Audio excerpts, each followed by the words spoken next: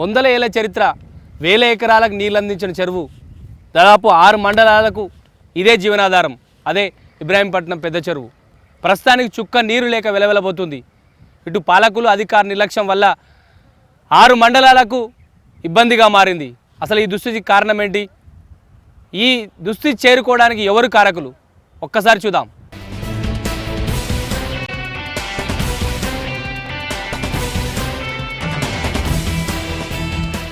వందల సంవత్సరాల ఘన చరిత్ర, మండలాల దాహార్తిని తీర్చిన చెరువు. పాలకుల నిర్లక్ష్యం చెరువు పాలిట శాపంగా మారింది. కుతుబ్షాహీల కాలంలో నిర్మించిన పెద్ద చెరువు క్రమంగా అంతరించే దశకు చేరుకుంది. 20 ఏళ్ల క్రితం వరకు నిండు కుండలా కనిపించిన చెరువు ప్రస్తుతం నీరు లేక ఎండిపోతోంది. వేలాది మంది రైతులకు గతంలో పెద్ద చెరువే దిక్కు.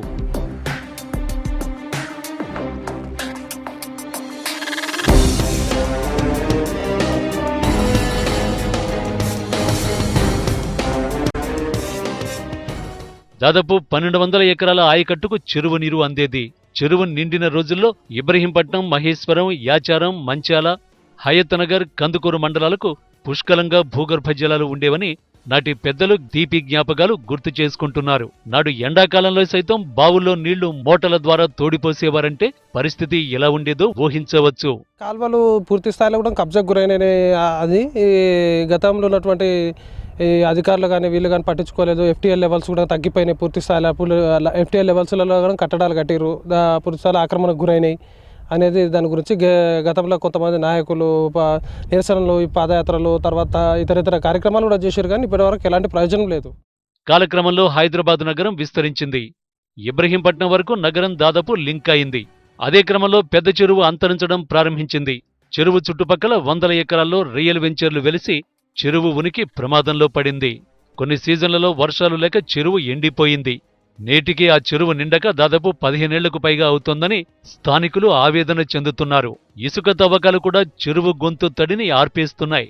ఎక్కడికక్కడ తవ్వేయడంతో వర్షపు నీరు చెరువులోకి చేరడం లేదు.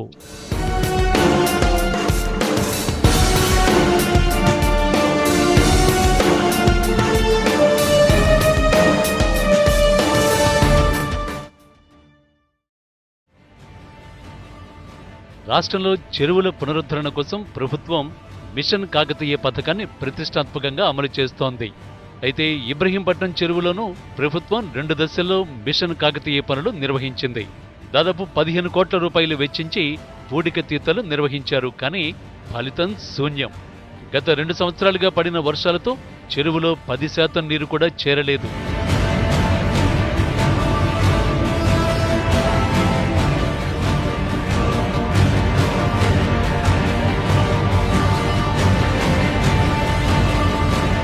స్థానిక రాజకీయ నాయకులకు ఇబ్రహీంపట్నం చెరువు అంశమే ప్రధాన ఆయుధంగా మారుతోంది.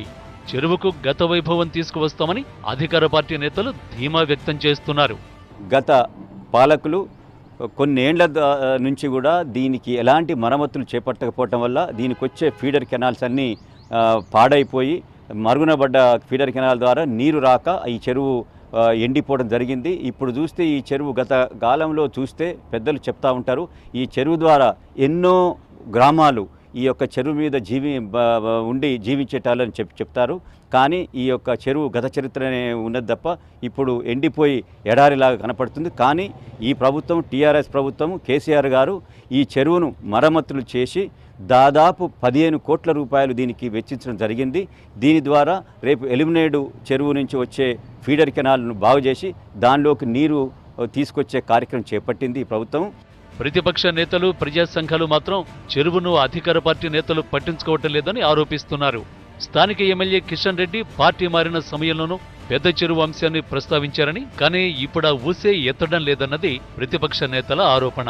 సీఎం కూడా ఇచ్చిన హామీని విస్మరించారని మండిపడుతున్నారు. ప్రభుత్వం ఇప్పటికైనా గ్రహించి ముఖ్యమంత్రి గారు కూడా అక్కడికి వెళ్ళి అక్కడ ఒకసారి ఆ ప్రాంతం ఎమ్మెల్యే TRS పార్టీలో చేరినప్పుడు కూడా అదే ప్రామిస్ చేసిండు. నేను ఏ విధంగానైనా చెరువు నింపుతానని చెప్పే మాట ముఖ్యమంత్రి గారు అన్నారు.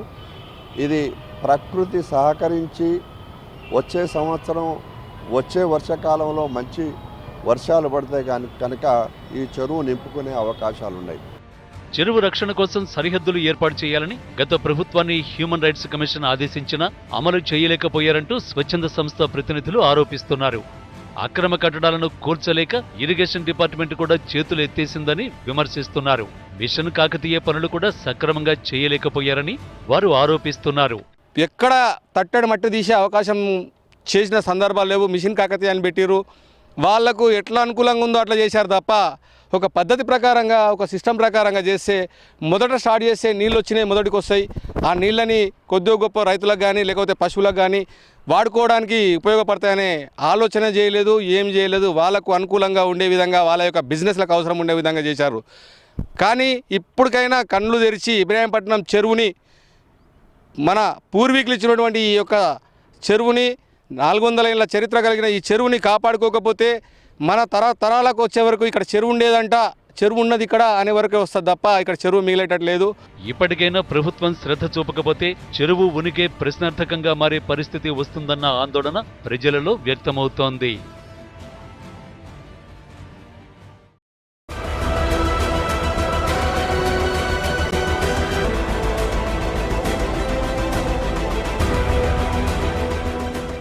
రంగారెడ్డి జిల్లాలోని ఉత్తర భాగంలో ప్రధాన చెరువుగా చెప్పుకునే ఈ పెద్ద చెరువు రోజురోజుకు అక్రమ కట్టడాలతో కుచించుకుపోయింది. యాచారం, కందుకూరు ప్రాంతాల నుంచి భారీగా వరద నీరు వచ్చే చోట రియల్ వెంచర్లు వెలిశాయి. దీంతో చెరువులోకి నీరు రాక ఏటేటా తన అస్తిత్వాన్ని కోల్పోతూ వచ్చింది. పెద్ద చెరువుకు వరద నీరు వచ్చే కాలువల్లో అక్రమార్కులు తాటి చెట్టు లోతుల్లో ఇసుక తవ్వకాలు జరిపారు. దీంతో వర్షం పడిన ప్రతిసారి ఆ గుంతల్లోనే నీరు చేరుతుంది. వీటితో పాటు నిజాం కాలంలో ఉస్మాన్ సాగర్ నుంచి నేరుగా ఇబ్రహీంపట్నం చెరువు నిండేలా ఏర్పాటు చేసిన ఫిరంగి కాలువ అక్రమాలకు గురికావడం మరో ప్రధాన కారణమని స్థానికులు ఆరోపిస్తున్నారు. ఎమ్మెల్యే గారి సొంత విలేజ్లోనే 2 తాటి చెట్ల లోతు ఇసుక పిల్టర్లు ఇసుకను మొత్తం తరలించినటువంటి పరిస్థితి ఉంది. ఈ పెద్ద చెరువులోకి వచ్చే ముచ్చర్ల నుంచి, కడతాల్ మండలం నుంచి కడతాలు, ముచ్చర్ల, ఆక్లమైలారం, గుండవెల్లి, అక్కడి నుంచి ఎల్మేడ్ మీదకి వెళ్ళి, పోచారం మీదకి వెళ్ళి ఇబ్రహీంపట్నం చెరువులోకి ఒక కాలువ వస్తూ ఉంది. ఇట్లా వస్తున్నటువంటి కాలువలన్నింటినీ కూడా ఈరోజు ఆక్పైకి చేసుకున్నటువంటి పరిస్థితి ఉంది. ఇక్కడ ఉన్నటువంటి ఏవీసీ టౌన్షిప్కి సంబంధించింది వీళ్ళందరూ కూడా ఎమ్మెల్యే కనుసంధానంలోనే ఈరోజు చెరువు అక్రమానికి గురవుతుంటే పాలకులు మాత్రం పట్టించుకున్నటువంటి పరిస్థితి ఉంది. చెరువు నిండే మార్గాలన్నీ మూసుకుపోవడంతో స్థానిక నేతలు కొత్త డిమాండ్ను తెరపైకి తెస్తున్నారు. పెద్ద చెరువును కృష్ణానది నీళ్లతో నింపాలని కోరుతున్నారు. ఈ చెరువు నిండితే కనీసం తాగునీరైనా అందుతుందని అంటున్నారు స్థానికులు.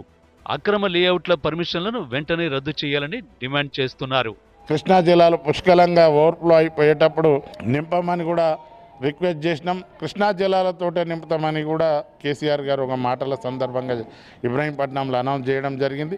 ఏదైతేనేమి ఇబ్రహీంపట్నం చెరువును నింపాలి.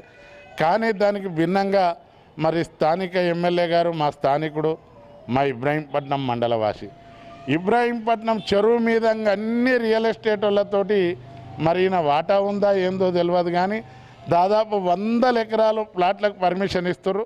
పెద్ద కాలువకి ఇచ్చినటువంటి 16 కోట్ల పనులు త్వరితగతిన పూర్తి చేసి ఇబ్రహీంపట్నం ప్రజలందరికీ కూడా నీళ్ళు ఇప్పించాల్సిందిగా ప్రభుత్వాన్ని కోరుతా ఉన్నా. ఇక్కడ ఇబ్రహీంపట్నం నుంచి మొదలు పెట్టుకుంటే దాదాపు లోయపల్లి వరకు కూడా గ్రౌండ్ వాటర్ పెరిగే అవకాశం ఉంది. ఇక్కడ ఈ పెద్ద చెరువు ద్వారా ఇటు సైడ్ హైత్నగర్ సైడ్ చూసుకుంటే ఇబ్రహీంపట్నం నుంచి అనాజ్పూర్ వరకు కూడా మన చెరువు నీళ్లు వెళ్తూ ఉండే. రైతన్నలకు పెద్ద దిక్కుగా ఉన్న పెద్ద చెరువును రక్షించకపోతే అక్రమార్కులు చెరువును మింగేసే ప్రమాదం ఉంది. ప్రభుత్వం ఇప్పటికైనా రక్షణ చర్యలు తీసుకోవాలని స్థానికులు కోరుతున్నారు. ఒక ఇబ్రహీంపట్నం పెద్ద చెరువే కాదు, రాష్ట్రంలో ఉన్న ఇలాంటి చెరువులను ప్రభుత్వం పరిరక్షించాలని ప్రజలు కోరుతున్నారు. ఎఫ్టీఎల్ కబ్జా, ఫీడర్ కాలువల ధ్వంసం, వరద కాలువలో వచ్చే ప్రాంతాల అక్రమ నిర్మాణాలు, ఈ చెరువు ఈ దుస్థితికి కారణాలు. స్థానికంగా ఉన్న అధికారుల నిర్లక్ష్యం కలిసి పూర్తిగా ఈ చెరువు నిండకుండా చుక్క నీరు లేక ఎండిపోతుంది. ఇబ్రహీంపట్నం చెరువు మరోసారి పూర్వవైభవం సంతరించుకోవాలని కోరుకుందాం. కెమెరా పర్సన్ కళ్యాణ్తో సత్యనారాయణ, HM TV, హైదరాబాద్.